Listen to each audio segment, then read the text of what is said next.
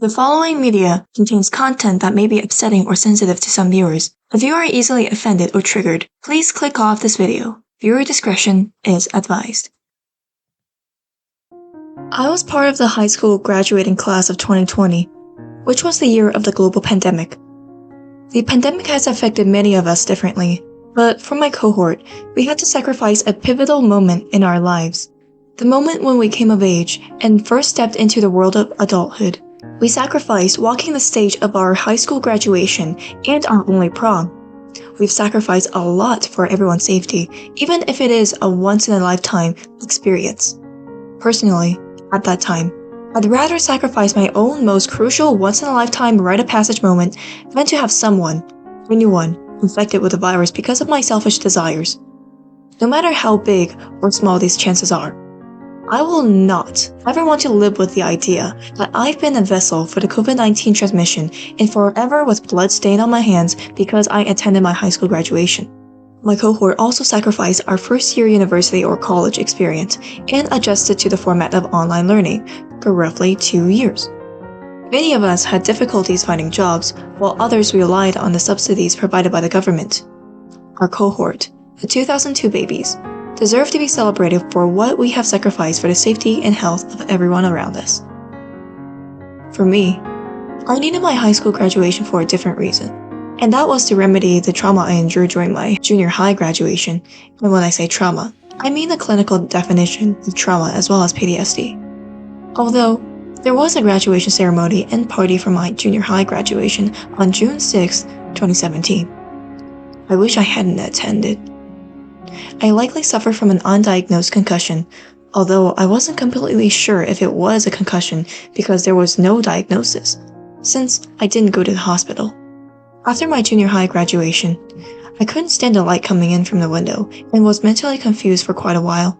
I had some pain in my neck and some trouble maintaining balance. There are also people that I still have difficulty forgiving, even though it's been almost 7 years. My trauma from that night significantly hindered my performance in grade 10, resulted in me getting removed from my desired program. That is why I so desperately needed my high school graduation to relieve the trauma that was induced during my junior high graduation. However, I must sacrifice that as well as my 18th birthday party, which I looked forward to my whole life, for the safety and wellness of myself and others. In 2020, I sacrificed my most important once-in-a-lifetime rite of passage moments, as well as my only relief from a major trauma, so that I do not contribute to the transmission of the COVID-19 virus and potentially cause someone else's life. On top of all that, I had faced some racism due to me being ethnically Chinese since it was announced that the coronavirus came from China. Even in 2022, I was harassed by one of my professors at my former university based on my country of origin, with the coronavirus being one of the reasons for her harassment. Alongside everything, I hadn't seen my mother for more than 3 years as she was unable to come back from overseas. Although my experiences with the pandemic, like many others, weren't that great, I still consider myself one of the lucky ones in this global disaster. The World Health Organization estimated that there were at least 3 million excess mortalities, although only 1.8 million COVID deaths were reported back in 2020. I've heard stories about children who ended up orphaned as their parents passed away after being infected by the virus, and others had to place their deceased parents in a freezer in the living room because the crematoriums were not accepting any bodies.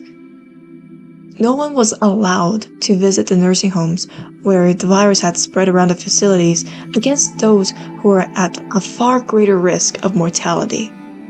These are just a few examples of the tragic events that occurred during the pandemic of 2020, and I have no words to describe what these people could have gone through because of the coronavirus. There are so many people who describe the illness induced by COVID-19 as just being a cold, but it certainly wasn't just a cold for everyone.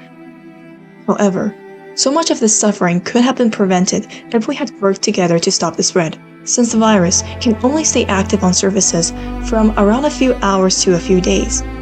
And the COVID-19 illness is only contagious for about 10 days for most people.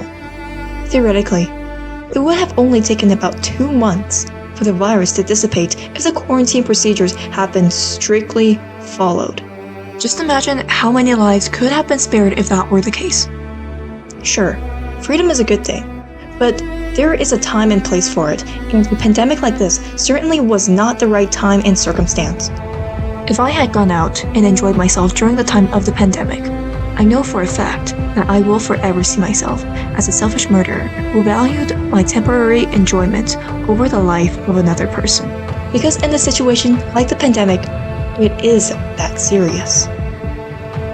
In future pandemics like this, I just hope that people will work together for the safety of everyone to prevent unnecessary deaths as much as possible. This will help shorten the amount of time that highly contagious diseases like these would linger. And this will protect so many lives and shorten the time that we'll spend in quarantine. Heck, my cohort could have even gotten our high school graduation. I'd like to thank the frontline workers for helping out with this devastating situation. The supply delivery service workers were putting themselves at risk while helping out so many people, and the doctors who treated the symptoms of the infected even before the vaccines were available. If we were to work together to benefit the greater good, we can overcome anything. Feel free to share your experiences and your thoughts in the comments down below. I'd love to read what you guys have written. Thanks for watching.